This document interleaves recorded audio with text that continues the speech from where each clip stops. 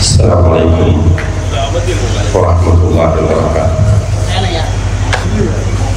الحمد لله رب العالمين والعاقبة للمتقين ولا عدوان إلا على الظالمين والصلاة والسلام على أشرف الأنبياء والمرسلين وعلى آله وأصحابه أجمعين أما بعد. اللهم علمنا ما ينفعنا وانفعنا بما علمتنا وزدنا علما يا رب العالمين. கணிதத்துக்குரிய பெரியவர்களே, சகோதர சகோதரிகளே, அல்லாஹ்வுடைய பேரருளால் அவனுடைய மார்க்கத்தை அதன் தூய்மையான வடிவிலே அறிந்து கொள்ள வேண்டும் என்கிற ஒரு நல்ல நோக்கத்தோடு ஏற்பாடு செய்யப்பட்டிருக்கின்ற இந்த நிகழ்ச்சியிலே நாம் எல்லோரும் கலந்திருக்கிறோம். அல்ஹம்துலில்லாஹ். பேசக்கூடிய எனக்கும் கேட்டுக்கொண்டிருக்கக்கூடிய உங்களுக்கும் அல்லாஹ் தஆலா இஹ்லாஸை தர வேண்டும் என்று பிரார்த்தித்துக் கொள்கிறேன். அதே போல இவ்வாறான மஜ்லிஸ்களில் உட்காரக்கூடியவர்களுக்கு கிடைக்கக்கூடிய அத்தனை நன்மைகளும் நம் எல்லோருக்கும் கிடைக்க வேண்டும் என்றும் அல்லாஹ்விடத்திலே பிரார்த்தித்துக் கொள்கிறோம். அன்புள்ள சகோதர சகோதரிகளே, உலகம் வேகமாக வளர்ச்சி அடைந்து கொண்டு செல்லுகிற ஒரு காலத்திலே நாம் எல்லோரும் வாழ்ந்து கொண்டிருக்கிறோம். குறிப்பாக தொழில்நுட்பம் மிக உச்சகட்டத்தை அடைந்துவிட்டது.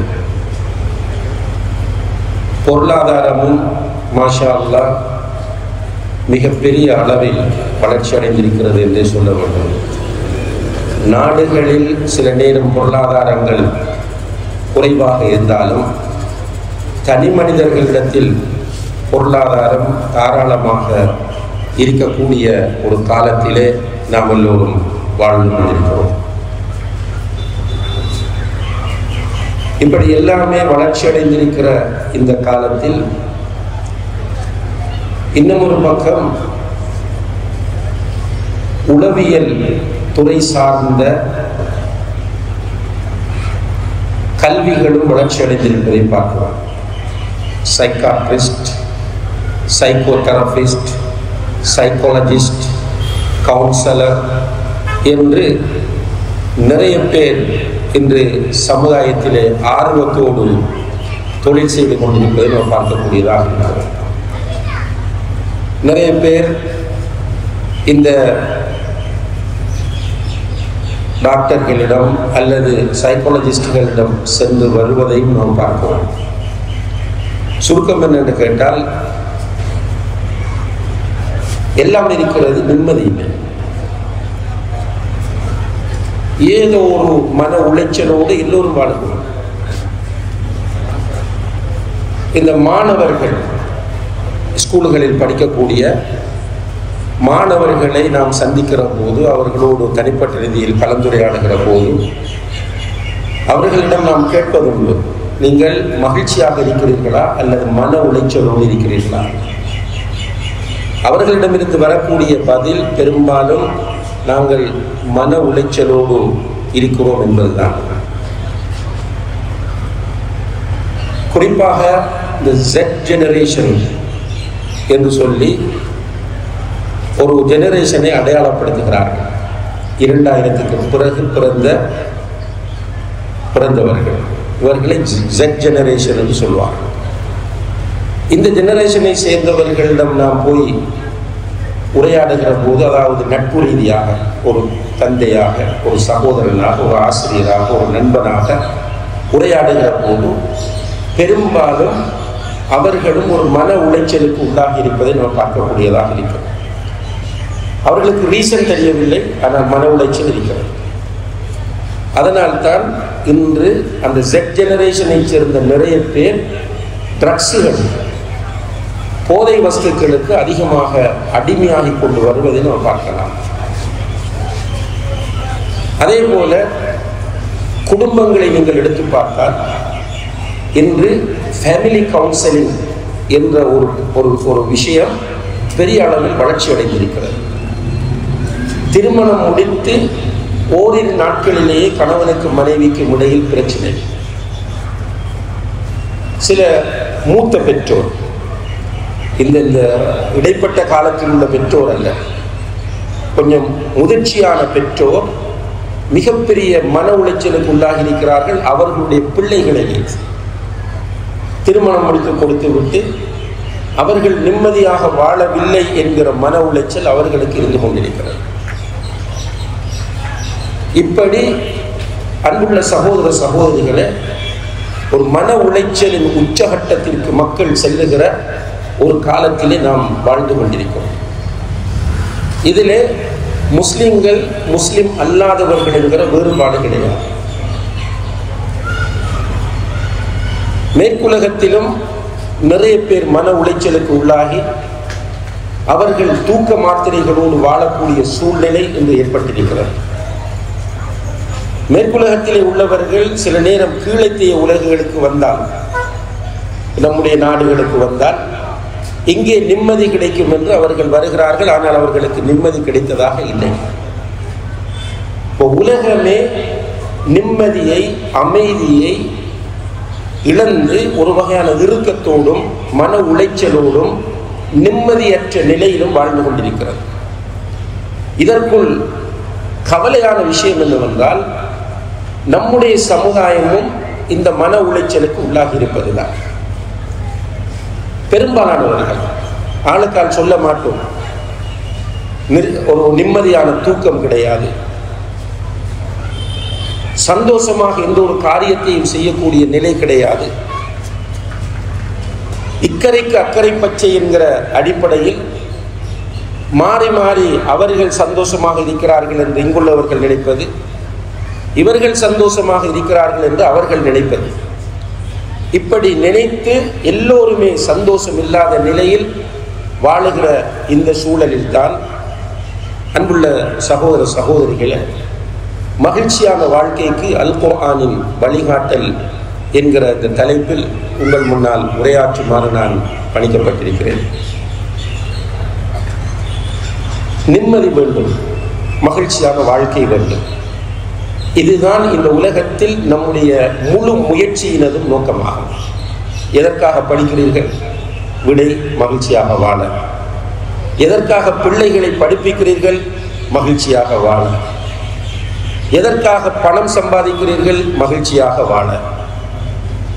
எதற்காக பிள்ளைகளுக்கு திருமணம் முடித்து கொடுக்கிறீர்கள்? மகிழ்ச்சியாக வாழ. எதற்காக இவ்வளவு கஷ்டப்பட்டு வீடு கட்டுகிறீர்கள்? மகிழ்ச்சியாக வாழ. அப்போ படிக்கிறோம், படிப்பிக்கிறோம், செலவு செய்கிறோம், சம்பாதிக்கிறோம், வீடு கட்டுகிறோம், தியாகம் செய்கிறோம், ஆனால் மகிழ்ச்சி இல்லை. இதற்கு பிரதானமான காரணம் என்னவென்று கேட்டால்,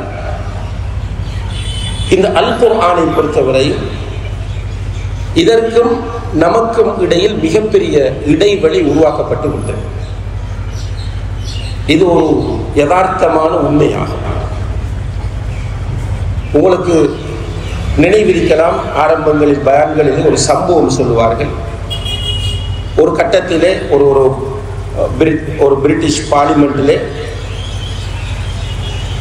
முஸ்லிம்களுடைய ஒரு விஷயம் விவாதிக்கப்பட்டு கொண்டிருந்த போது, அன்றைய பிரைம் மினிஸ்டர் ஒருவர் ஒரு அல் குர்ஆன் பிரதியோடு வந்து, இந்த அல் குர்ஆன் முஸ்லிம்களிடம் இருக்கிற வரைக்கும் நீங்கள் அவர்களை எதுவும் செய்ய முடியாது என்று சொன்னார் என்கிற ஒரு செய்தி நீங்கள் பயான்களில் கேள்விப்பட்டிருப்பீர்கள், அல்லது சில நேரங்களில் புத்தகங்களிலே படித்திருப்பீர்கள். முஸ்லிம்கள் அல் குர்ஆனோடு தொடர்பாக இருந்த காலமெல்லாம் முஸ்லிம்கள் மகிழ்ச்சியாகத்தான் இருந்தார்கள். அன்புள்ள சகோதர சகோதரிகளே, மகிழ்ச்சியாக இருப்பது என்று சொன்னால் நிறைய காசு பணத்தோடு இருப்பது என்பது அர்த்தம் அல்ல. சோதனைகளே வராமல் இருப்பது என்பதும் அர்த்தம் அல்ல. சோதனை வரும். இந்த பூமியில் அல்லாஹ்வுடைய சுன்னத் சோதனை தான். அல்லாஹ் மிக உறுதியாக சொல்லுகிறான், வலனபுலுவன்னகும் பிஷைஇன் மினல் ஹௌஃப் வல் ஜூஅ வனக்ஸிம் மினல் அம்வால் வல் அன்ஃபுஸ் வத்தமராத். நிச்சயமாக நாம் உங்களை சோதிப்போம். சோதனை வந்து கொண்டே இருக்கும்.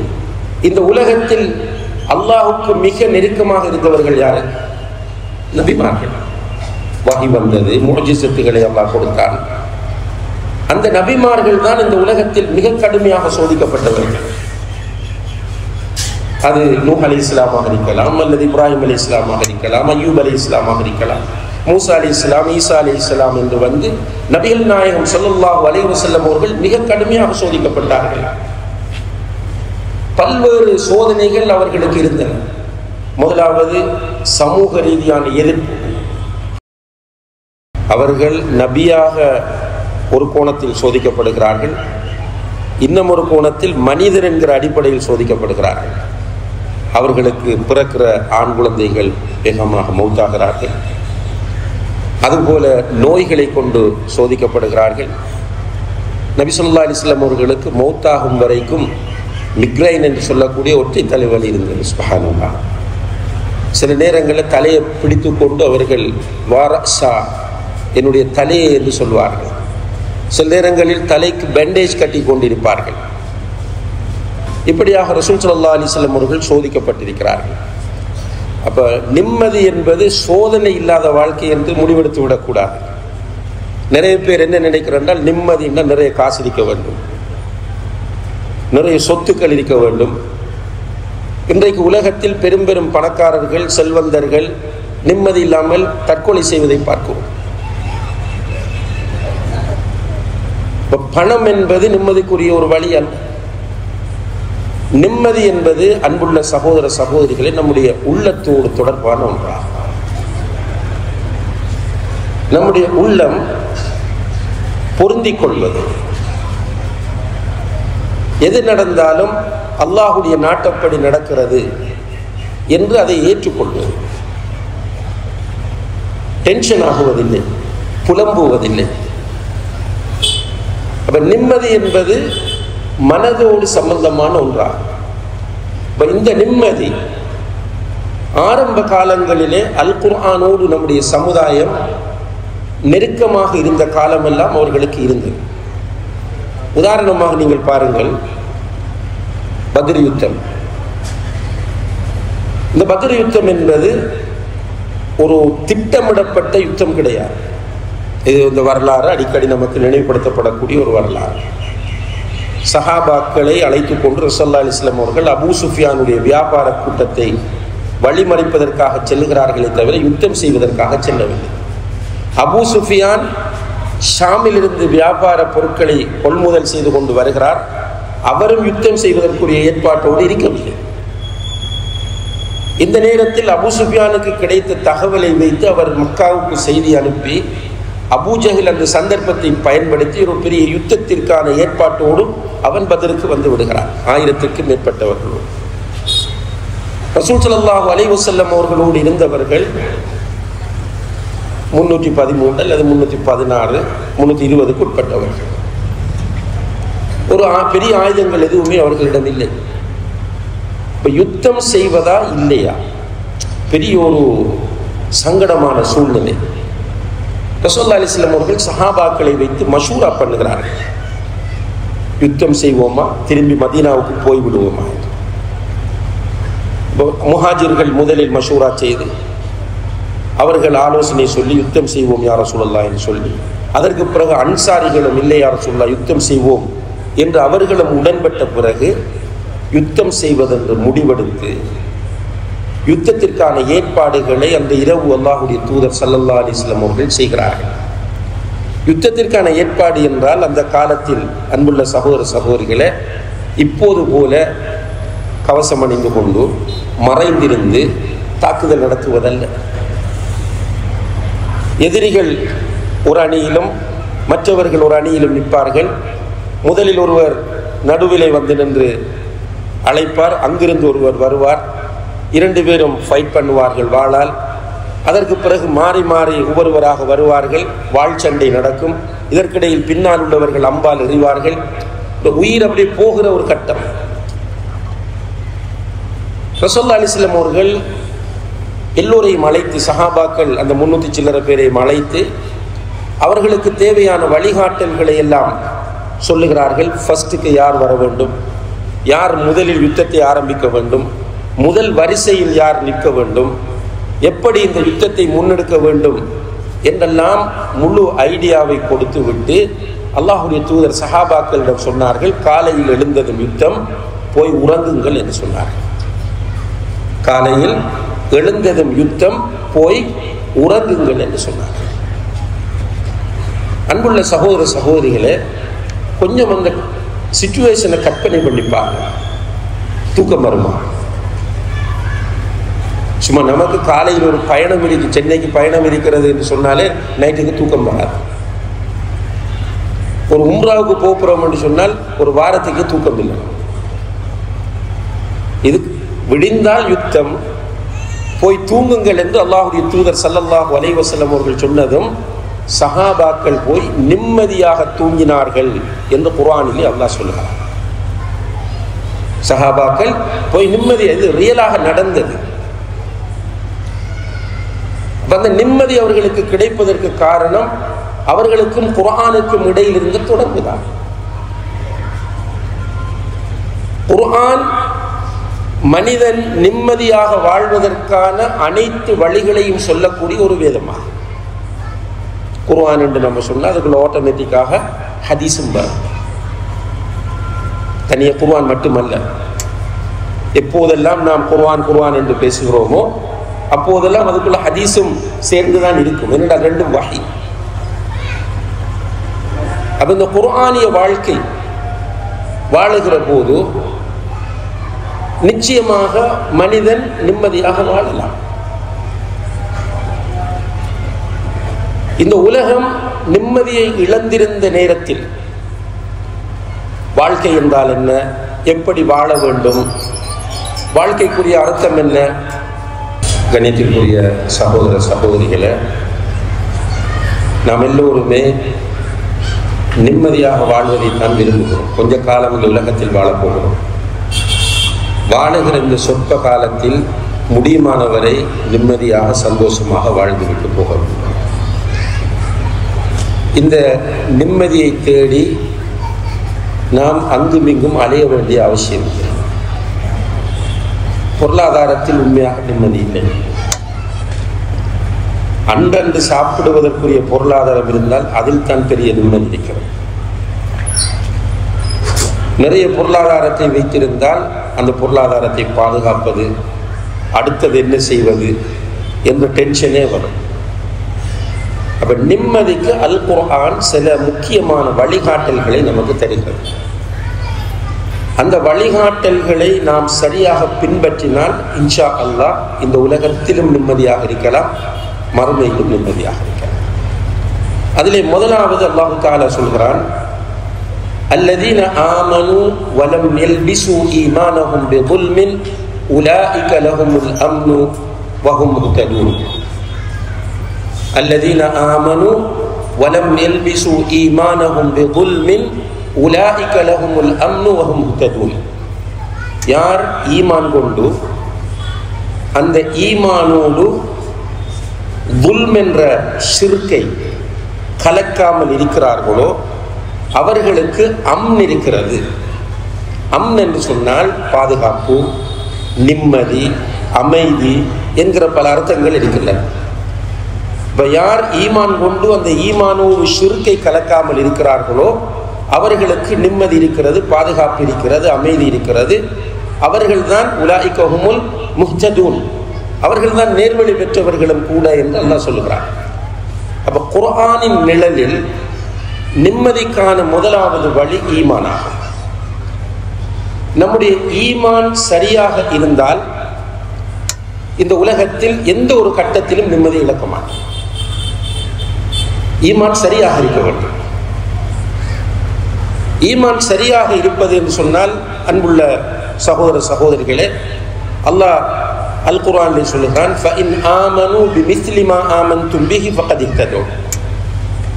ரசூலுல்லாஹி ஸல்லல்லாஹு அலைஹி வஸல்லம் அவர்களுடைய காலத்தில் இருந்த முஃமின்கள் சஹாபாக்களை பார்த்து சொல்கிறான், நீங்கள் ஈமான் கொண்டிருப்பதை கொண்டு நீங்கள் ஈமான் கொண்டிருப்பது போல அவர்கள் ஈமான் கொள்ளுவார்களாக இருந்தால் அவர்கள் நேர்வழி பெறுவார்கள்.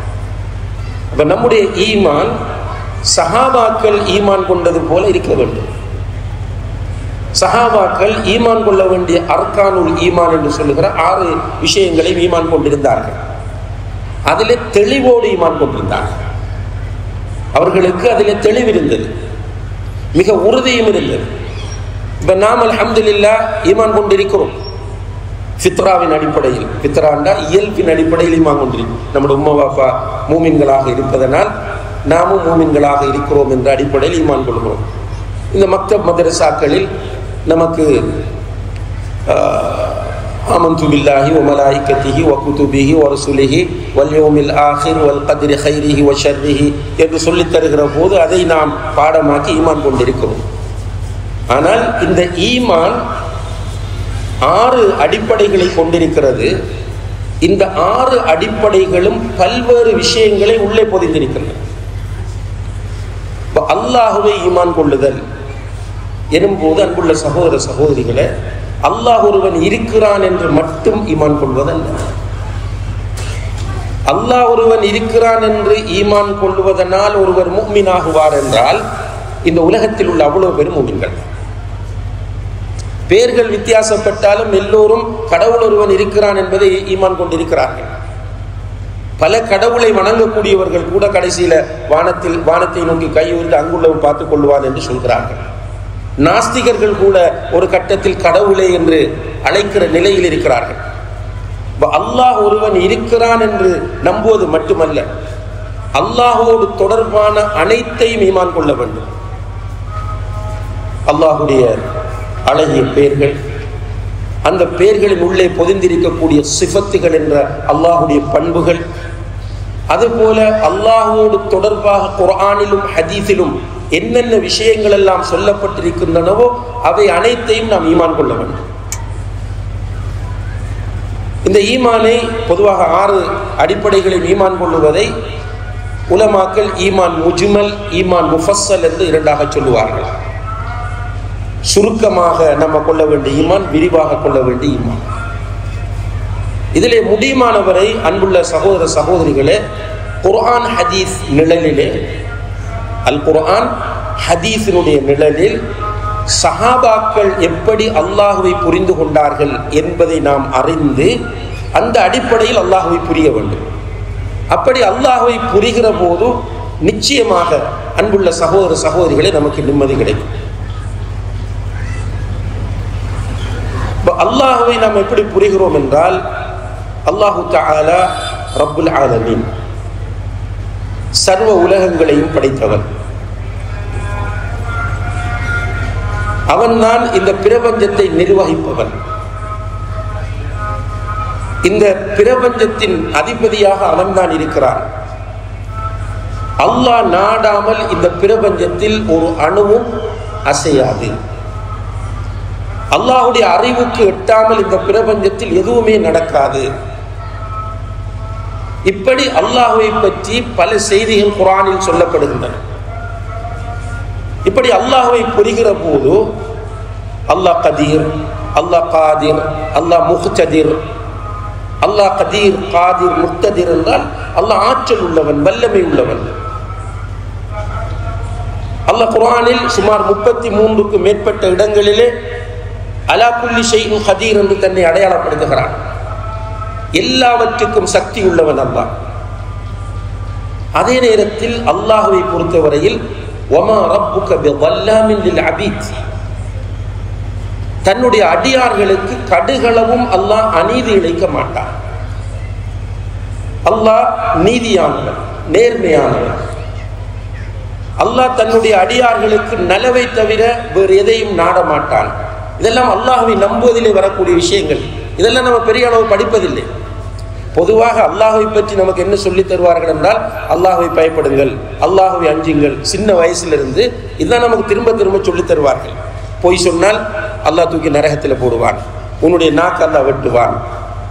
ஏதாவது ஒரு தப்பு பண்ணிட்டோம்னால் அல்லாஹ் உன்னை சுடுவான். ஏதாவது ஒன்றை சொல்லி சொல்லி அல்லாஹ்வை பயப்படுங்கள் பயப்படுங்கள் என்று அல்லாஹ்வை விட்டு நம்மை தூரமாக்கி இருக்கிறார்கள். ஒன்றுக்கு வெறுமனே பயப்படுகிற ஒருவன் அதை நெருங்க மாட்டான். இது ஒரு சின்ன பிள்ளைக்கும் தெரிந்த ஒரு விஷயம். இது முழுக்க முழுக்க ஒன்றுக்கு ஒருவன் பயப்படுகிறான். கிட்ட போவானா, நெருங்குவானா? வீட்டிலே பார்க்கிறோம், சில வாப்பமார் இருக்கிறார்கள், எந்த நேரம் பார்த்தாலும் கோபத்தோடு இருப்பார்கள். பிள்ளைகள் நெருங்குவதே இல்லை. அல்லாஹ் கோபக்காரன், அல்லாஹ் தண்டிப்பான், இப்படி சொல்லி சொல்லி அல்லாஹ்வை விட்டு தூரமாக்கி இருக்கிறார்களே தவிர அல்லாஹோடு நம்மை நெருக்கவில்லை. அல்லாஹ்க்கு ரெண்டு பகுதி இருக்கிறது. ஒன்று அல்லாஹுடைய அன்பு, கருணை, இரக்கம், ரஹ்மத். இதை பற்றி அல்லாஹ் நிறையவே சொல்லுகிறான். அல்லாஹ் தனக்கு குர்ஆனில் ரஹீம் என்கிற பெயரை 114 இடங்களிலே சொல்லி இருக்கிறார். ரஹீம் என்றால் அன்பும் இரக்கமும் அள்ளி அள்ளி கொடுப்பவன் என்பது அர்த்தம். ரஹ்மான் என்கிற பெயரை 57 இடங்களிலே குர்ஆனிலே சொல்லி இருக்கிறார். ரஹ்மான் என்றால் இரக்கம் உள்ளவன், அன்புள்ளவன், கருணை உள்ளவன் என்பது அர்த்தமாகும். அல்லாஹு தஆலாவுடைய அன்பு, கருணை, இரக்கம், ரஹ்மதி கலபத் கதபி, என்னுடைய அன்பு என்னுடைய கோபத்தை மிகைத்து விட்டது என்று அல்லாஹ் சொல்றான். அப்படி இரக்கக்காரன். இந்த பகுதிகள் எல்லாம் நமக்கு சொல்லப்படுவதில்லை. பயமும் அன்பும் கலந்த ஒரு உறவுதான் அல்லாஹோடு இருக்க வேண்டும். உச்சகட்ட அன்பும் இருக்க வேண்டும், உச்சகட்ட பயமும் இருக்க வேண்டும். இந்த இரண்டும் கலந்த உறவு அல்லாஹோடு இருந்தால் அல்லாஹோடு நமக்கு ஒரு வித்தியாசமான தொடர்பு ஏற்படும். அல்லாஹ்வை பற்றி நாம் புரிய வேண்டிய விஷயங்கள் ஆழமாக சிறு வயதிலிருந்து நமக்கு சொல்லித்தரப்படவில்லை, நாமும் தேடவில்லை. அவங்க சொல்லித்தராவிட்டாலும் ஒரு முஸ்லிம் என்கிற வகையில் குர்ஆன் நம்மிடம் இருக்கிறது. அந்த குர்ஆனை படித்தால் அல்லாஹ் யார் என்பது நமக்கு புரியும்.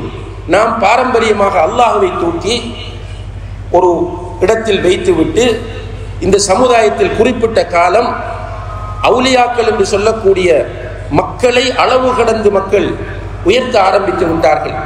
இப்ப நம்முடைய கிராமங்களுக்குள் போனால் இன்னும் மக்கள் இருக்கிறார்கள்.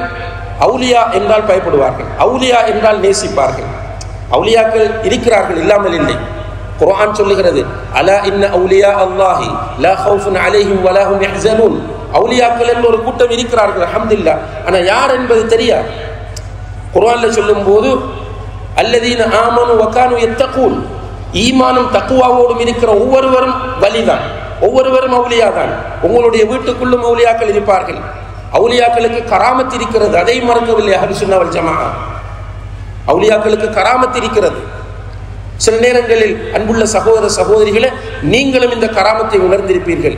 சில நேரம் கொஞ்சமாக உணவு தயாரித்திருப்பீர்கள், நிறைய பேர் சாப்பிட்டிருப்பீர்கள். சில நேரம் கொஞ்சம் பணம் இருக்கும், உங்களுடைய முழு வேலையும் அதனால் முடிந்திருக்கும். இதெல்லாம் கராமத். அவுலியாக்கள் இருக்கிறார்கள், கராமத் இருக்கிறது, மறப்பதற்கு இல்லை. அதற்காக அவுலியாக்களை அல்லாஹுடைய அந்தஸ்திற்கு, சில நேரங்களில் அல்லாஹுடைய மேலான இடத்திற்கு கொண்டு போய் வைத்து இந்த அவுலியாக்களை பற்றிய பயமும் அவுலியாக்களை பற்றிய நேசமும் நம்முடைய உள்ளங்களில் வந்ததனால் அவுலியாக்களை பற்றி நாலேஜ் இருக்கு, ஆனால் அல்லாஹை பற்றி நாலேஜ் இல்லை. அவுலியாக்கள்ல கடுமையான பயம் இருக்கு, ஆனால் அல்லாஹுல அந்த அளவுக்கு பயம் இல்லை. அவுலியாக்கள்ல அளவு கடந்த அன்பு இருக்கு, ஆனால் அந்த அளவுக்கு அல்லாஹுல அன்பு இல்லை. இது நாம் நம்முடைய சமூகத்தில் ஆரம்பத்தில் உள்ளவர்கள் விட்ட ஒரு தவறாகும். இப்போது நாம் அந்த தவறை விடக்கூடாது. நம்முடைய ஸ்கூல்ல படிக்கக்கூடிய பிள்ளைகள், நம்முடைய நாம் பெற்று வளர்க்கிற நம்முடைய குழந்தைகளுக்கு அல்லாஹ் ரஹ்மான், அல்லாஹ் ரஹீம் என்கிற அல்லாஹுடைய ரஹ்மத்தை காண்பிக்க வேண்டும். அதே போல அல்லாஹுடைய அடுத்த பகுதி அல்லாஹ் கோபப்படுவான், அல்லாஹ் தண்டிப்பான் என்கிற பகுதியையும் சொல்லிக் கொடுக்க வேண்டும், பேலன்ஸ் பண்ண வேண்டும். ஒரு சமனான நிலையில் அல்லாஹுவை குர்ஆனும் ஹதீஸும் அடையாளப்படுத்துவது போல அடையாளப்படுத்தி அல்லாஹுவை புரிய வேண்டும். இந்த அல்லாஹ் நான் ஆரம்பத்தில் சொன்னது போல தன்னுடைய அடியார்களுக்கு கெடுதியை நாட மாட்டான். தன்னுடைய அடியார்களுக்கு கெடுதியை அல்லாஹ் நாட மாட்டான், தீங்கை அல்லாஹ் நாட மாட்டான். இது அல்லாஹுவை ஈமான் கொள்வதில் உள்ள ஒன்றாகும். அன்புள்ள சகோதர சகோதரிகளே, இப்ப நம்முடைய வீட்டில் தொடர்ச்சியாக ஒரு சோதனை வருகிறது. ஒரு பிசினஸ் ஸ்டார்ட் பண்றோம், தொடர்ந்து லாஸ்ட். இது அல்லாஹுடைய கோபமா? இல்லை. அல்லாஹுடைய தண்டனையா? இல்லை. இதிலே கண்டிப்பாக அல்லாஹு தஆலா நலவை தான் வைக்கிறோம். இப்ப சிலர் என்ன சொல்லுவாங்க, எடுத்தெடுப்புல யாருக்காவது ஒரு ஸ்பெஷல் நீடின்னு சொல்லக்கூடிய மாற்றுத்திறனாளி குழந்தை ஒன்று பிறந்து விட்டால் உடனே சொல்லுவாங்க அல்லாஹ்வோட தண்டனை. அப்படி சொன்னவர்கள் தௌபா செய்து கொள்ள வேண்டும். யாருக்காவது ஒரு மாற்றுத்திறனாளி ஒரு வீட்டில் பிறக்கிறது என்று சொன்னால் அது அல்லாஹ்வுடைய தண்டனையும் அல்ல, அல்லாஹ்வுடைய கோபமும் அல்ல. அண்மையிலே நான் ஒரு வீட்டுக்கு சென்றிருந்தேன். அவர்களுக்கு அல்லாஹு தஆலா பொருளாதார வசதியை கொடுத்திருந்தான். ஆனால் 3 குழந்தைகளை கொடுத்திருந்தான். 2 பெண் குழந்தைகள், ஒரு ஆண் குழந்தை. ஆண் குழந்தைக்கு 21 வயது. அந்த குழந்தை பெட்டிலே முகம் குப்புற அப்படியே படுத்துக் கொண்டிருக்கிறார். அவருக்கு என்ன நடக்கிறது, ஏது நடக்கிறது என்று ஒன்றுமே தெரியாது. அவர் எல்லாமே அந்த தாய் தான் ஹேண்டில் பண்ண வேண்டும். இப்படியான நிலையில் அந்த ஆண் மகன் 21 வயசில் இருக்கிறார். 2வது பிள்ளை 19 வயது, ஒரு வயதுக்கு வந்த பிள்ளை. அந்த பிள்ளைக்கு நான் என்ன செய்கிறேன், ஏது செய்கிறேன் எதுவும் தெரியாது, ஒழுங்காக பேச தெரியாது. இப்போ நான் போனவுடன் என்னுடைய கையை பிடித்து இழுத்து கொண்டு போய் பக்கத்தில் உட்கார வைத்து எனக்கு ஓதித்தாருங்கள் என்று அவருடைய மொழியில் பேசுகிறார். அடுத்த குழந்தை 16 வயது, அதுவும் ஸ்பெஷல் நீடி, சும்மா உட்கார்ந்துட்டு இருக்கு, பெண் குழந்தை. அப்ப அந்த சகோதரனை அழைத்து சென்றது தன்னுடைய மனைவிக்கு ஏதாவது ஆறுதல் சொல்லுங்கள் என்று. நான் அந்த சகோதரிக்கு சொன்னது, எங்களுக்கு பிள்ளைகள் இருக்கிறார்கள், நாங்கள் எங்களுடைய பிள்ளைகளோடு வாழ்கிறோம். ஆனால் உங்களுடைய நிலைமை என்னென்றால் நீங்கள் 3 சுவர்க்கவாசிகளோடு வாழ்கிறீர்கள். நீங்கள் 3 சுவர்க்கவாசிகளோடு வாழ்ந்து கொண்டீர்கள். நாங்கள் பிள்ளைகளோடு வாழ்கிறோம். அந்த பிள்ளைகள் எப்படி வருவார்கள் என்பது அல்லாஹ் ஆளும். சில நேரம் ஒரு பிள்ளை போதைக்கு அடிமையாயிடலாம், அல்லாஹ் பாதுகாக்க வேண்டும். இன்னும் ஒரு பிள்ளை வீட்டை விட்டு ஓடிடலாம், அல்லாஹ் பாதுகாக்க வேண்டும். அல்லது இஸ்லாத்தை விட்டு வெளியே போயிடலாம், அல்லாஹ் பாதுகாக்க வேண்டும். ஏதாவது நடக்கலாம். ஆனால் உங்களுடைய வீட்டில் இருக்கிற 3 குழந்தைகளும் சுவர்க்கவாசிகள். இந்த 3 சுவர்க்கவாசிகளோடு வாழ்வதற்கு அல்லாஹ் உங்களுக்கு தௌஃபீக் செய்திருக்கிறார். அப்ப நம்முடைய குடும்பத்தில் ஒரு ஒரு ஒரு ஸ்பெஷல் நீடியாக ஒரு குழந்தை பிறக்கிறது என்று சொன்னால், அல்லது நம்முடைய பக்கத்து வீட்டிலே தெரிந்தவர்களுடைய வீட்டில் அல்லாஹ்வோட கோபம் இறங்கிட்டு, அல்லாஹ்வோட தண்டனை, அவர் என்ன பண்ணி தெரிஞ்சார் தெரியுமா, அந்த பொம்பளை காட்டின ஆட்டம் என்ன தெரியுமா என்று சொல்லிவிடக்கூடாது. வஷ்ஷர்ரு லா யுன்ஸபு இலை, கெடுதிகள் அல்லாஹ்வின் பால் சாட்டப்படுவதில்லை. அல்லாஹ் நமக்கு ஒன்றை செய்கிறான் என்றால் அதன் மூலம் அல்லாஹ் நலவை தவிர ஒன்றையும் நாடுவதில்லை.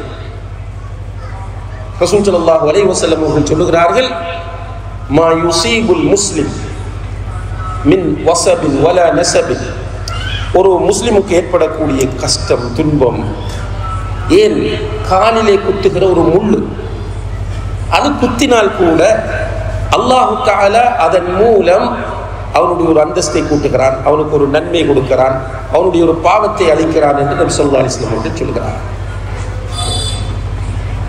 நம்ம எல்லோருக்கும் தெரியும், நபி ஸல்லல்லாஹு அலைஹி வஸல்லம் அவர்களிடத்தில் ஒரு பெண்மணி வந்தார். யா ரசூலல்லாஹ், எனக்கு ஒரு விதமான வலிப்பு ஏற்படுகிறது. அந்த வலிப்பு வந்தால் நிலத்தில் விழுந்து நான் உருண்டு புரள்கிறேன். எனக்காக துஆ செய்யுங்கள் அல்லாஹ்வுடைய தூதரே என்று கேட்கிறார். ரசூல் ஸல்லல்லாஹு அலைஹி வஸல்லம் அவர்கள் அந்த பெண்மணிக்கு சொன்னார்கள், நான் துஆ செய்தால் உனக்கு சுகம் கிடைக்கும், நீ பொறுமையாக இருந்தால் சுவர்க்கம் கிடைக்கும். நான் துஆ செய்தால் சுகம் கிடைக்கும், பொறுமையாக இருந்தால் சுவர்க்கம் கிடைக்கும், உனக்கு என்ன வேண்டும் என்று கேட்டார். அந்த பெண்மணி உடனே சொன்னார், யா ரசூலல்லாஹ், எனக்கு சுவர்க்கம் தான் வேண்டும். ஆனால் நான் அப்படி நிலத்தில் உருண்டு புரள்கிற நேரத்தில் என்னுடைய அவுரத்து வெளிப்படுவதாக சொல்கிறார்கள். அந்த அவுரத்து வெளியாகாமல் இருப்பதற்கு மட்டும் துஆ செய்யுங்கள் என்றார். அப்ப அல்லாஹ்வை சரியாக புரிகிற ஒரு முஃமினை பொறுத்தவரையில் தனக்கு வரக்கூடிய சோதனைகள் நலவுக்கு என்பதை அவன் புரிந்து கொள்வான். ஆனால் அல்லாஹ்வை புரியாதவன் எப்படி இருப்பான் என்றால், உனக்கு ரசூலுல்லாஹி அலைஹி வஸல்லம் அவர்கள் சொல்கிறார்கள், இதா அஸாபக ஷை, உனக்கு ஏதாவது ஒரு துன்பம் நடந்து விட்டால் ஃபலா தகுல் லவ் அன்னி ஃபஅல்து கதா லகான கதா வ கதா, நான் இப்படி செய்திருந்தால் அப்படி செய்திருந்தால் இப்படி நடந்திருக்காது என்று புலம்பாதே. உனக்கு ஒரு துன்பம் நடக்கிறது, ஏதோ ஒரு துன்பம், அது நோயாக இருக்கலாம், பொருளாதார இழப்பாக இருக்கலாம், அல்லது ஒரு குழந்தை ஆக்சிடென்ட்ல மாட்டுவதாக இருக்கலாம், அல்லது திருமணம் முடித்து கொடுப்பதாக இருக்கலாம் ஒரு பொருத்தம் இல்லாதவனுக்கு. எதுவாக இருந்தாலும் நான் அப்படி செய்திருக்கலாம், இப்படி செய்திருக்கலாம், அவரிடம் கேட்டிருக்கலாம், இதை பிற்போட்டிருக்கலாம், அவர்கள் சொன்ன நேரத்தில் கேட்டிருக்கலாம் என்று நீ புலம்பாதே. ஒன்று நடந்து விட்டது என்று சொன்னால் நீ சொல், கத்தர் அல்லாஹ் மா ஷாஅ ஃபஅல். அல்லாஹ் இதை எனக்கு எழுதியிருக்கிறான், அவன் நாடியதை செய்திருக்கிறான். அல்லாஹ் எனக்கு நலவை நாடுவானா, கெடுதியை நாடுவானா? சரியான ஈமான் இருந்தால் தான். சரியான ஈமான் இருந்தால் நம்ம என்ன முடிவெடுப்போம் என்றால், எனக்கு அல்லாஹ் கடைசி வரைக்கும் கெடுதியை நாட மாட்டான். இந்த உலகம் தண்டனைக்குரிய இடம் கிடையாது. இந்த உலகம் சோதனை களம்.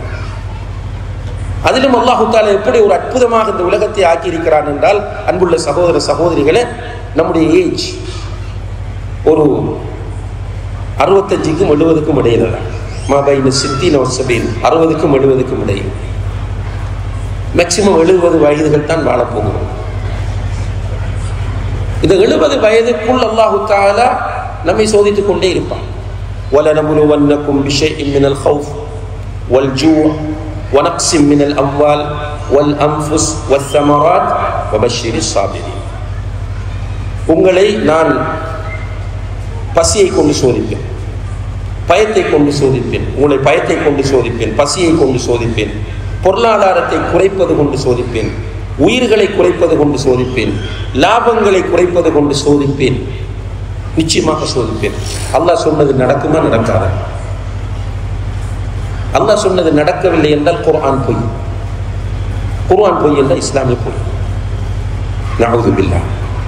அல்லாஹ் சொன்னது நடக்கும் சகோதரர். நீங்க தலைகளா இருந்தாலும் சரி, நீங்க அலன் மாஸ்காக இருந்தாலும் சரி, அல்லது பில்கேட்ஸாக இருந்தாலும் சரி, அல்லது யார் யாரெல்லாம் பெரும் பெரும் கோடீஸ்வரர்கள் என்று நீங்கள் காணுகிறவர்களாக இருந்தாலும் சரி, சோதனை வந்தே தீரும்.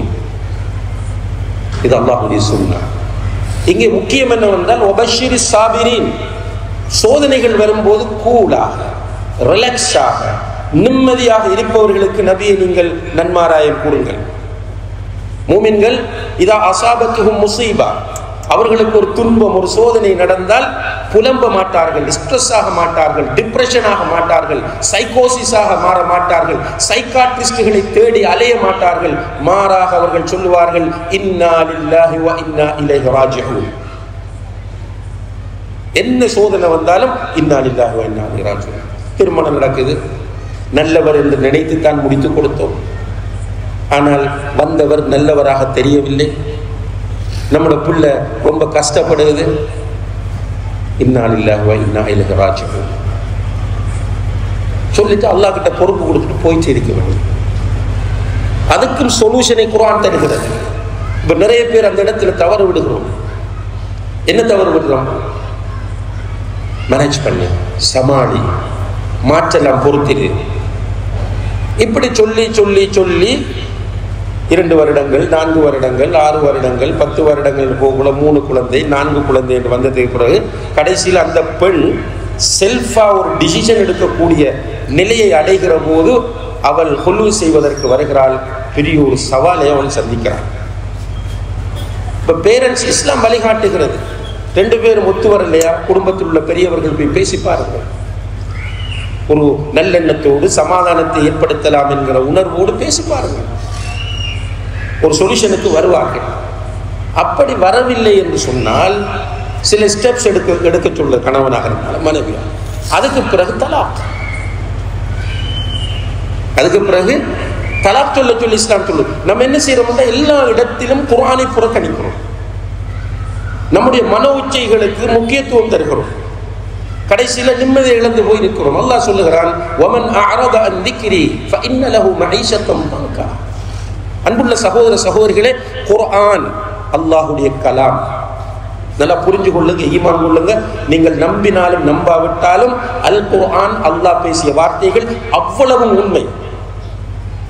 குர்ஆனில் எந்த கடுகளவு சந்தேகமும் கிடையாது. அல்லாஹ் சொன்ன அவ்வளவும் வல்லாஹி நடக்க வேண்டும், நடக்கும். அல்லாஹ் சொல்லுகிறான், வமன் அஅரத அன் திக்ரி ஃபஇன்ன லஹு மஈஷத்தன் தன்கா. யார் என்னுடைய திக்ராக இந்த வேதத்தை புறக்கணித்து வாழுகிறாரோ அவருக்கு நிச்சயமாக நெருக்கடியான வாழ்க்கை. சுப்ஹானல்லாஹ். இப்ப நெருக்கடி, நிம்மதி இல்லை, நெருக்கடியான லைஃப். காரணம் என்ன? குர்ஆன் இல்லை. குர்ஆனிய வாழ்க்கைகளை புறக்கணிக்கிறோம். இப்ப நிறைய பெற்றோருடைய பிரச்சனை என்ன? வயிற்றில் நெருப்பை கட்டி வச்சுட்டு புள்ள வளர்க்கிறது கஷ்டமா. நம்முடைய மகள் யாரோடு தொடர்பாக இருக்கிறாள், யாரோடு பழகுகிறாள், யாருக்கு போட்டோ அனுப்புகிறாள், யாருக்கு வீடியோ அனுப்புகிறாள் தெரியல. வெளியாகும் போது மண்டை வெடிக்குது. என்ன காரணம்? இஸ்லாம் அழகாக நமக்கு ஆண் பெண் உறவுகள் பற்றிய சட்டங்களை குர்ஆன் சொல்லித் தருகிறது. அஜ்னபி என்றும் மஹ்ரம் என்றும் உறவுகளை பிரித்து எப்படி மஹ்ரமோடு வாழ வேண்டும், எப்படி அஜ்னபியோடு வாழ வேண்டும் என்ற சட்டம் சொல்லித் தரப்பட்டிருக்கிறது. நம்ம எல்லாத்தையும் தூக்கி வீசிட்டோம், மனோ இச்சைக்கு கட்டுப்படுகிறோம். கடைசியில் விளைவு என்ன? நிம்மதி இல்லை. அல்லாஹ் சொல்லுகிறான், وَمَنْ أَعْرَضَ عَنْ ذِكْرِي فَإِنَّ لَهُ مَعِيشَةً ضَنْكًا. இந்த வேதத்தை புறக்கணித்து வாழ்ந்தால் நெருக்கடியான வாழ்க்கை. பொருளாதார நெருக்கடியே விரலுக்கேற்ற வீக்கம் என்று அனுபவத்தோடு சொன்னார்கள். ஒரு அரபு பழமொழி, ஒரு முக்கியமான ஒரு வார்த்தை இருக்கிறது அரபியிலே, இர்தாஉன் நாஸி காயத்துன் லா துத்ரக். மனிதர்களை திருப்திப்படுத்துவது என்பது சாத்தியமில்லாத ஒன்று. மனிதர்களை திருப்திப்படுத்துவது சாத்தியமில்லாத ஒன்று. இன்றைக்கு நம்முடைய முயற்சி எல்லாம் என்ன? மற்றவர்களை திருப்திப்படுத்த வேண்டும்.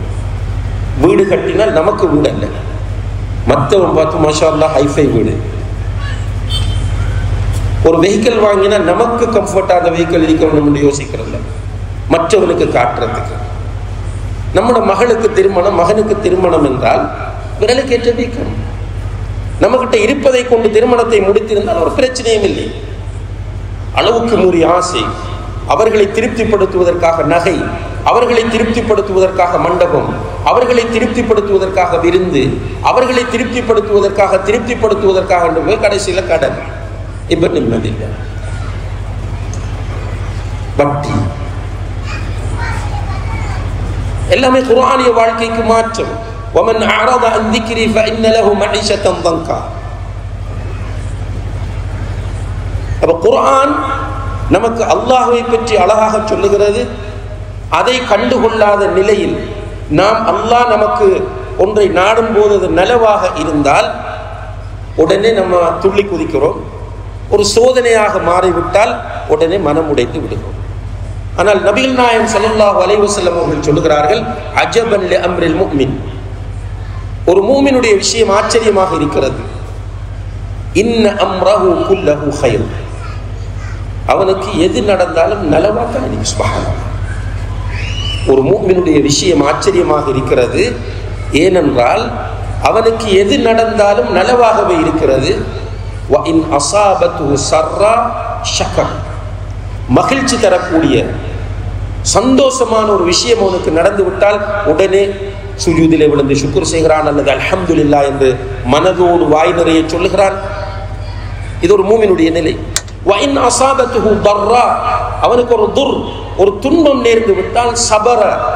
அவன் புலம்பி விரக்தி அடைந்து அப்படி அவரை திட்டி இவரை திட்டி அவரோடு சண்டை பிடித்து இவரோடு சண்டை பிடித்துக் கொண்டிருக்காமல், அல்லாஹ் எனக்கு இதை நாடி இருக்கிறான், அல்லாஹ் எனக்கு நலவை தவிர ஒரு எதையும் நாட மாட்டான்.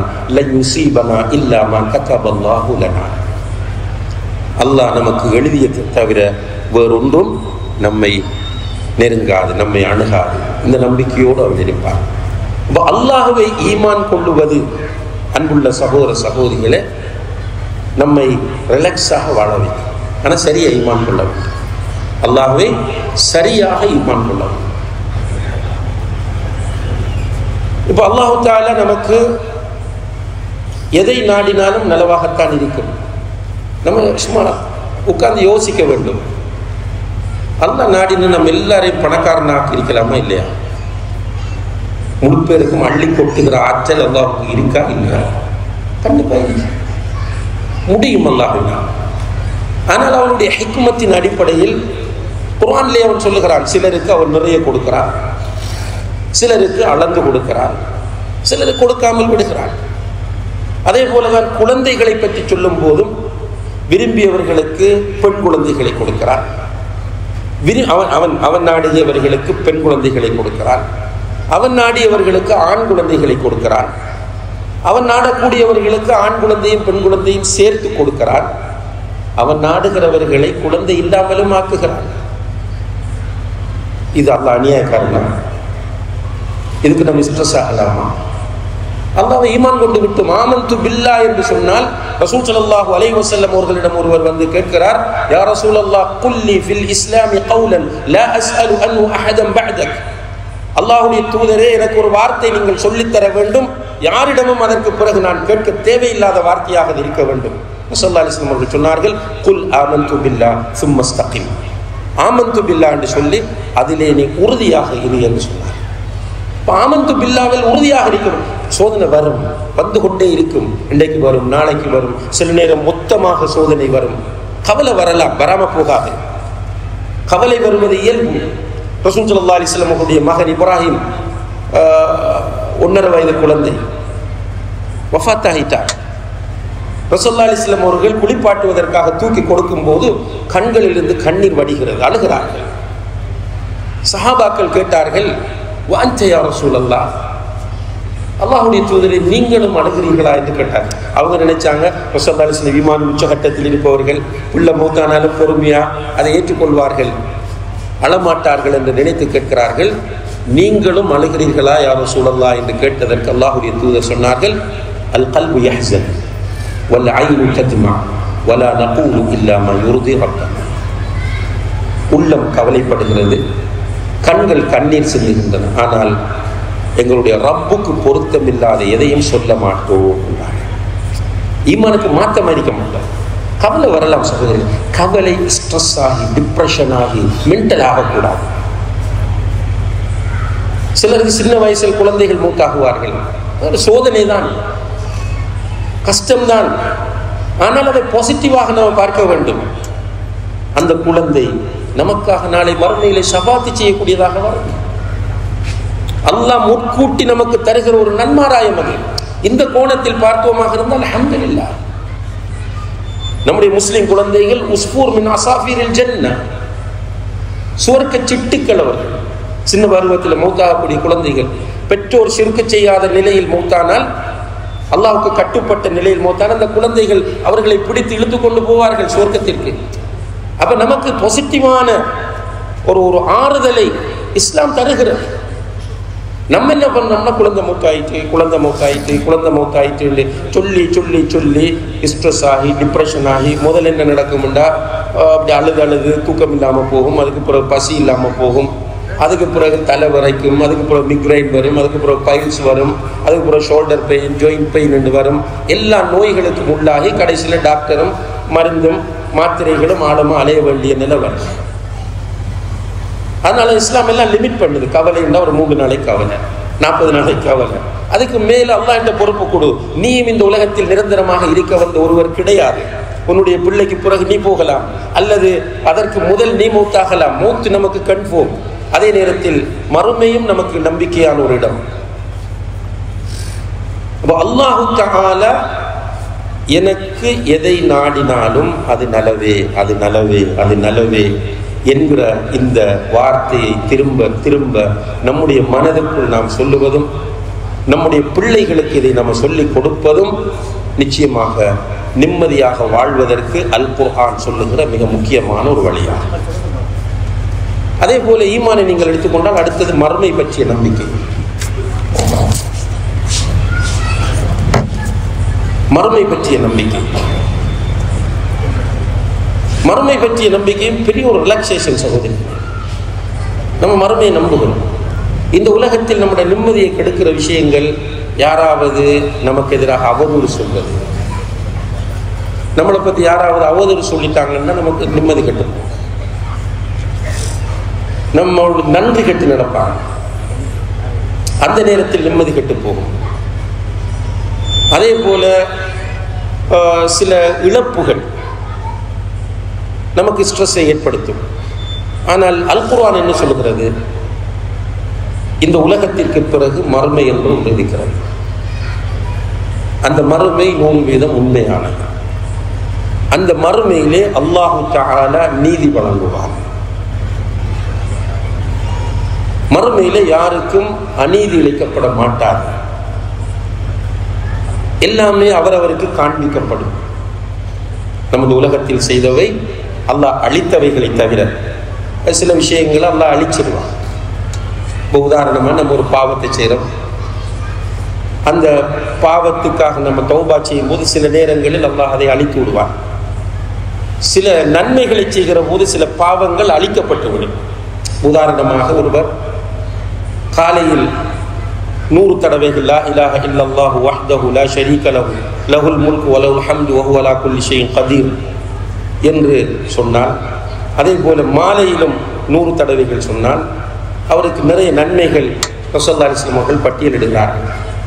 அதில் ஒன்று, அவருக்கு 100 நன்மைகள் எழுதப்படும், 100 பாவங்கள் அழிக்கப்படும். 100 பாவங்கள் அழிக்கப்படும். அதுபோல 10 அடிமைகளை விடுதலை செய்த நன்மையை பெறுவார். அன்றைய நாள் முழுக்க அவருக்கு ஷைத்தானிடமிருந்து பாதுகாப்பு கிடைக்கும். இப்போ நன்மைகள் சில நேரம் பாவங்களை அழிக்கும், அல்லது நம்முடைய தௌபா சில நேரம் பாவங்களை அழிக்கும். இது போக மற்ற எல்லாமே நமக்கு காண்பிக்கப்படும். இதிலே குறிப்பாக அன்புள்ள சகோதர சகோதரிகளே, ரசூல் ஸல்லல்லாஹு அலைஹி வஸல்லம் அவர்கள் சஹாபாக்களிடம் கேட்டார்கள், முஃப்லிஸ் என்றால் யார் என்று உங்களுக்கு தெரியுமா என்று கேட்டார்கள். முஃப்லிஸ் என்றால் யார் என்று தெரியுமா என்று கேட்டார்கள். முஃப்லிஸ் என்றால் தமிழில் நம்ம திவாலானவன் என்று சொல்லுவது, பேக்ரவுண்ட். திவாலானவன் யார் என்று தெரியுமா என்று கேட்டபோது சஹாபாக்கள் சொன்னார்கள், மல்லா தீனார லஹு வலா திர்ஹம். யாரிடம் தீனாரும் திர்ஹமும் இல்லாமல் போகிறதோ, தீனார் திர்ஹம்னா தங்க காசு வெள்ளி காசு, இன்றைக்கு நம்மளோட பாசையில் காசு பணம் யாரிடம் இல்லாமல் போகிறதோ அவன் தான் திவாலானவன் என்று சொன்னார். ரசூலுல்லாஹி அலைஹி வஸல்லம் அவர்கள் சொன்னார்கள், அப்படி அல்ல, காசு பணம் இன்றைக்கு இல்லாமல் போனால் நாளைக்கு தேடிக்கொள்ளலாம். ஆனால் ஒரு மனிதன் இந்த உலகத்தில் அமல்கள் செய்வான். ஹதீஸை நன்றாக கிரகித்துக் கொள்ளுங்கள். ஒரு மனிதன் இந்த உலகத்தில் நிறைய நன்மைகள் செய்வான், தொழுவான், நோன்பு பிடிப்பான், இன்னப்புற அமல்களிலே அவனை ஈடுபடுவான். ஆனால் அப்படி ஈடுபட்டு கொண்டிருக்கிற அதே நேரத்தில் யாருக்காவது ஏசி திட்டுவான்.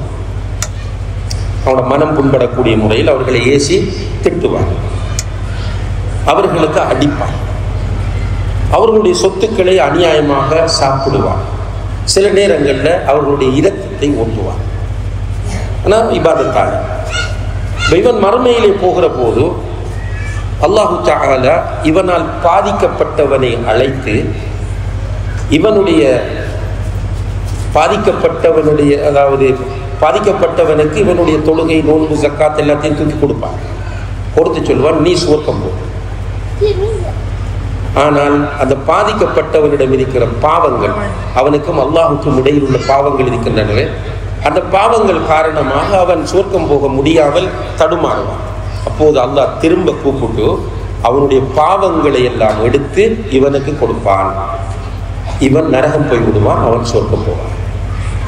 இப்ப இந்த ஆள் உலகத்தில் இருக்கும்போது தொழுதிருக்கிறார், நோன்பு பிடித்திருக்கிறார், மார்க்க கடமைகளில் ஈடுபட்டிருக்கிறார், ஆனால் மற்றவர்களுக்கு அநியாயம் செய்திருக்கிறார்.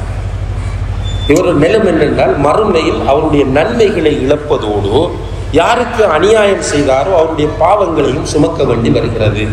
எனவே இவர்தான் திவாலானவர், உண்மையிலே பேங்க்ரப்ட் ஆனவர் என்று நபிகள் நாயகம் ஸல்லல்லாஹு அலைஹி வஸல்லம் அவர்கள் சொல்லி காட்டினார். மறுமை ஒரு அழகான நீதிமன்றம். கட்டுகளவும் அநீதி இழைக்கப்படும். இது ஈமான். அல்லதீன ஆமனு என்று சொல்வதில் இது பிரதானமான ஒன்று. கட்டுகளவு கூட மறுமையில் அநீதி என்கிற பேச்சுக்கு இடமே இல்லை. எந்த அளவுக்கு நீதி வழங்கப்படும் என்றால், இந்த உலகத்தில் கொம்புள்ள ஒரு ஆடு கொம்பு இல்லாத ஆட்டுக்கு குத்தி இருந்தால் அநியாயமாக 2 ஆடுகளையும் மறுமையில் எழுப்பி மாறி குத்த வைப்பான், நீதியை வழங்குவான் என்று நபிகள் நாயகம் ஸல்லல்லாஹு அலைஹி வஸல்லம் அவர்கள் சொல்கிறார். மாட்டுக்கு பகுத்தறிவும் கிடையாது, தக்காலீஃபும் கிடையாது, மார்க்க சட்டங்களும் கிடையாது. அப்படியான ஆடு மாட்டுக்கே நீதி வழங்கப்படும் என்றால், என்னையும் உங்களையும் ஒருவர் அவதூறு சொன்னார், நம் மீது பொய்களை புனைந்துரைத்தால், நமக்கு வேறு வகையில் அநீதி இழைத்திருந்தால், நம்முடைய பொருளாதாரத்தை, அது உடன் பிறந்தவர்களாக இருக்கலாம், அல்லது கணவனுடைய உறவாக இருக்கலாம், மனைவியுடைய உறவாக யாராக இருந்தாலும் நம்முடைய பொருளாதாரத்தை சுரண்டி இருந்தால், அல்லது ஒரு பிசினஸ் பார்ட்னர் என்று வந்து நம்முடைய பொருளாதாரத்தை சுரண்டி இருந்தால் நிச்சயமாக நீதி கிடைக்கும். இதை நம்பாததுதான் என்றுள்ள பிரச்சனையாகும். ரெண்டு பக்கமும். ஒரு பக்கம் நான் நம்பாததால் நான் ஸ்ட்ரெஸ் ஆகிறேன், எனக்கிட்ட எடுத்தவன் இதை நம்பாததனால் அவன் அதில் என்ஜாய் பண்ணி கொண்டிருக்கிறான். ஆனால் உண்மையிலே இந்த ஈமான் இருக்கிறது. அன்புள்ள சகோதர சகோதரிகளே, இது நமக்கு இந்த உலகத்தில் மிகப்பெரிய நிம்மதிக்குரிய வழி என்பதை குர்ஆன் சொல்லுகிறது. அதே போல இந்த குர்ஆன் நமக்கு சில நேரங்களில் ஸ்ட்ரெஸ் வந்தால் அந்த ஸ்ட்ரெஸ்ஸுக்குள்ள நம்ம தொடர்ந்து பயணிக்காமல் குயிக்கா வெளியாகிறதுக்கான வழிகளையும் சொல்லித் தருகிறது. உதாரணமாக அல்லாஹ் சொல்லுகிறான், அலா பிதிக்ரில்லாஹி தத்மஇன்னுல் குலூப். அல்லாஹ்வை திக்ர் செய்வதன் மூலம் உள்ளங்கள் அமைதி பெறும் என்று சொல்கிறான்.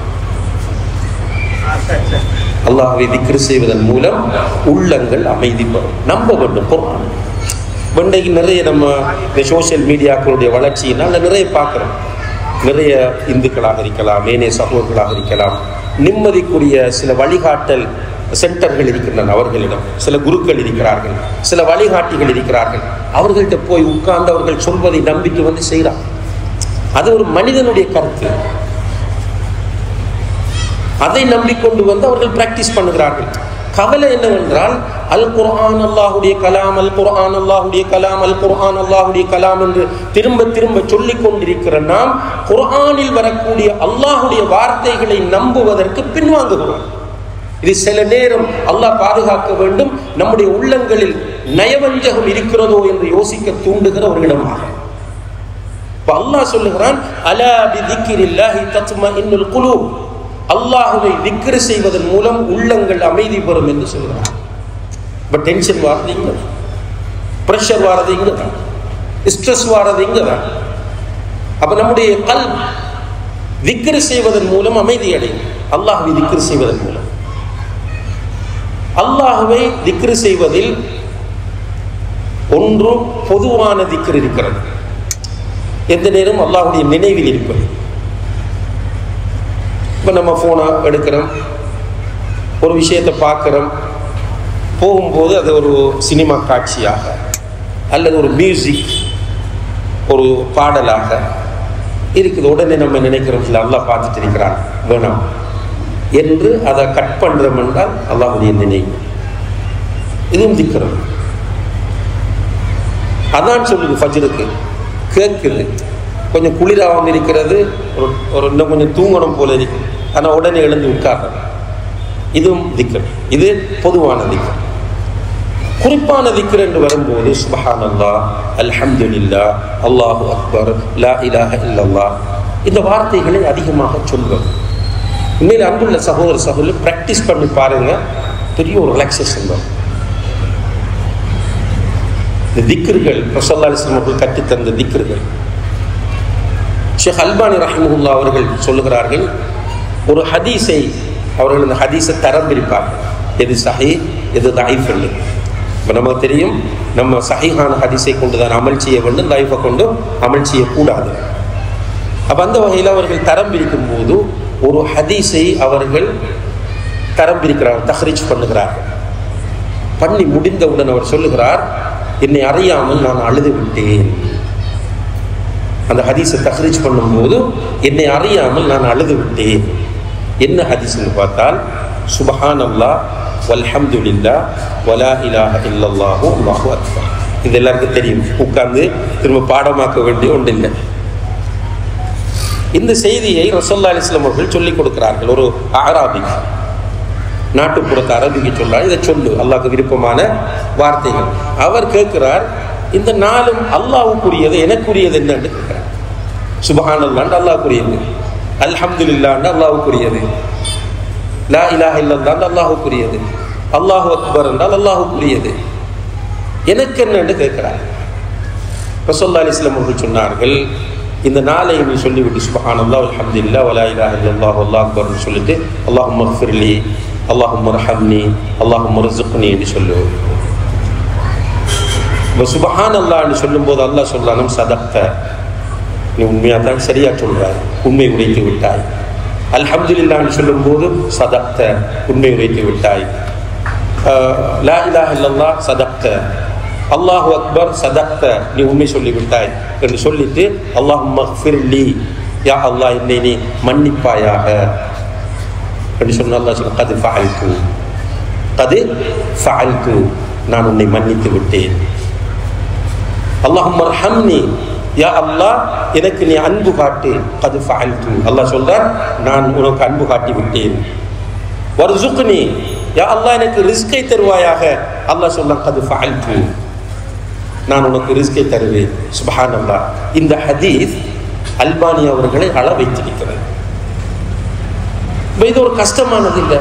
இந்த ஃபீலிங்கோடு சுப்ஹானல்லாஹ் அல்ஹம்துலில்லாஹ் அல்லாஹு அக்பர், சுப்ஹானல்லாஹ் அல்ஹம்துலில்லாஹ் வலா இலாஹ இல்லல்லாஹு அல்லாஹு அக்பர் என்று சொல்லும்போது அல்லாஹ் சதக்த சதக்த சதக்த என்று சொல்ற அந்த ஒரு இமேஜினேஷனோடு, அந்த ஒரு ஃபீலிங்கோடு அதை சொல்லிட்டு அல்லாஹும்ம ஃபிர்லி, அல்லாஹும்ம அர்ஹம்னி, அல்லாஹும்ம ர்ஸுக்னி சொல்லக்குள்ள ஃபஅல்து ஃபஅல்து ஃபஅல்து, நான் தந்து விட்டேன், நான் தந்து விட்டேன், செய்து விட்டேன் என்று அல்லாஹ் சொல்றதை கேட்டு ஓதி பாருங்க, ஒரு பெரிய ஃபீலிங் வரும்.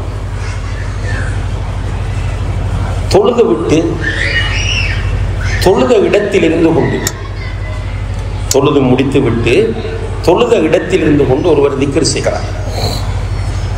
அவர் திக்ர் செய்தால் அன்புள்ள சகோதர சகோதரிகளே, ஒரு மலக்கு இருந்து கொண்டு அவருக்காக அல்லாஹும்ம ஃபிர் லஹு வர்ஹம்ஹு, அல்லாஹும்ம ஃபிர் லஹு வர்ஹம்ஹு, யா அல்லாஹ் இவருடைய பாவங்களை மன்னித்து இவருக்கு அன்பும் இரக்கமும் காட்டுவாயாக என்று திக்ர் செய்து முடியும் வரைக்கும் துஆ கேட்டுட்டே இருக்கிறார். சுப்ஹானல்லாஹ். இந்த ஃபீலிங்கோடு உட்கார்ந்து திக்ர் செய்வார்.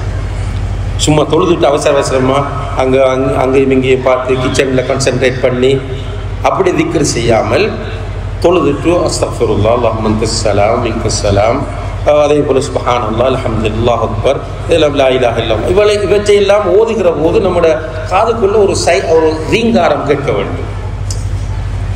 மனக்கு துஆ செய்கிற அல்லாஹும்ம ஃபிர் லஹு வர்ஹம்ஹு, அல்லாஹும்ம ஃபிர் லஹு வர்ஹம்ஹு, இந்த ஃபீல் நமக்கு எழுந்த மனம் வராத அந்த இடத்துல. தொழுது விட்டு தொழுத இடத்திலிருந்து எழுந்திருப்பதற்கு மனம் வராது.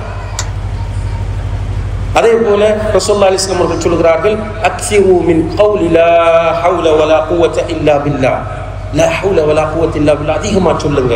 ஃபஇன்னஹு கன்ஸும் மின் குனூஸில் ஜன்னah, லா ஹவுல வலா குவத இல்லா பில்லாஹ் சுவர்க்கத்து பொக்கிஷங்கள் ஒன்று, இன்னும் ஒரு ரிவாயத்தில் சுவர்க்கத்தின் வாசல்களில் ஒன்று என்று வருது. லா ஹவுல வலா குவத இல்லா பில்லாஹ், லா ஹவுல வலா குவத இல்லா பில்லாஹ் என்ன மீனிங்? எந்த சேஞ்சும் இல்லை உலகத்தில், எந்த ஒன்றும் சேஞ்ச் ஆகாது. அல்லாஹுடைய சக்தியையும் அல்லாஹுடைய நாட்டத்தையும் கொண்டே அல்ல. அல்லாஹ் நாடினாத்தான் எந்த மாற்றமும் வரும். இந்த உணர்வோடு இந்த கருத்தை விளங்கிய நிலையில் லா ஹவுல வலா குவத இல்லா பில்லாஹ், லா ஹவுல வலா குவத இல்லா பில்லாஹ் அதிகமாக சொல்றாரு.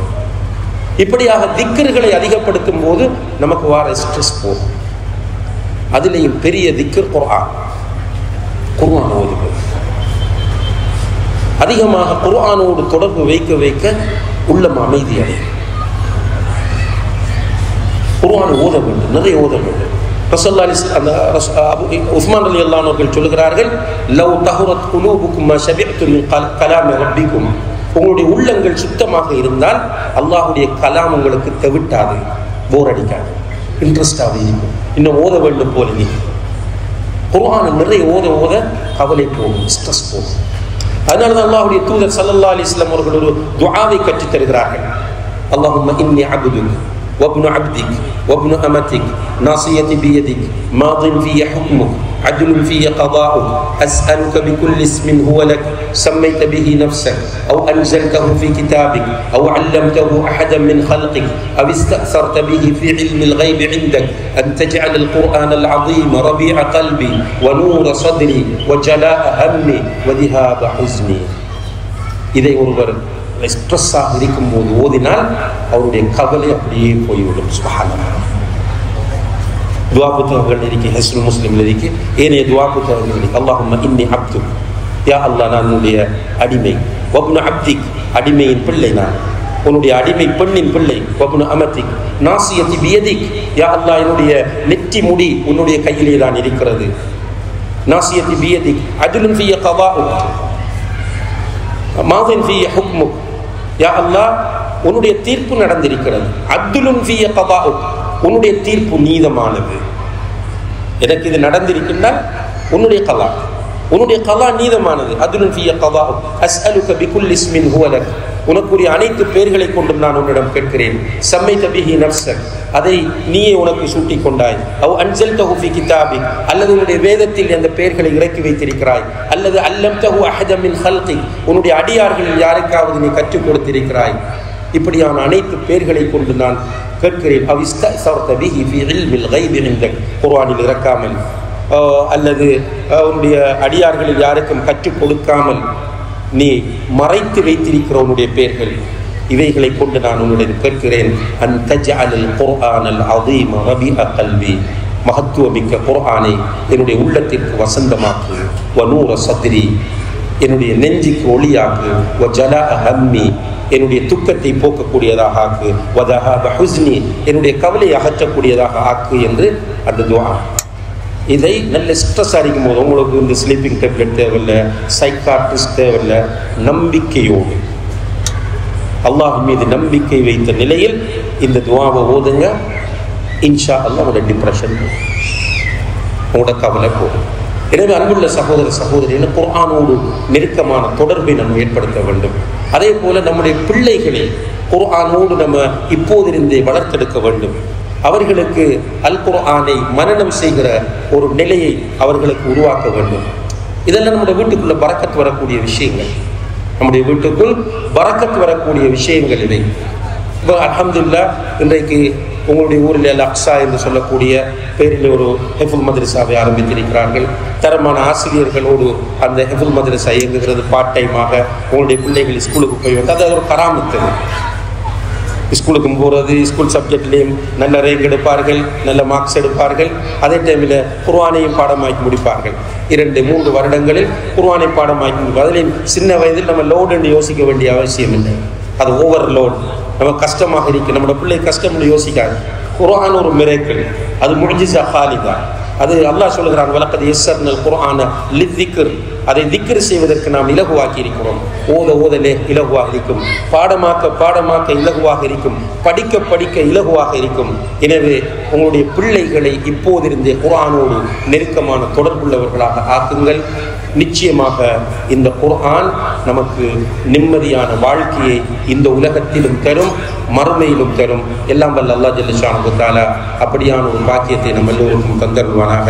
வ ஆகிரு தஅவானா அல்ஹம்துலில்லாஹி ரப்பில் ஆலமீன். வஸ்ஸலாமு அலைக்கும் வரஹ்மத்துல்லாஹி வபரகாத்துஹு.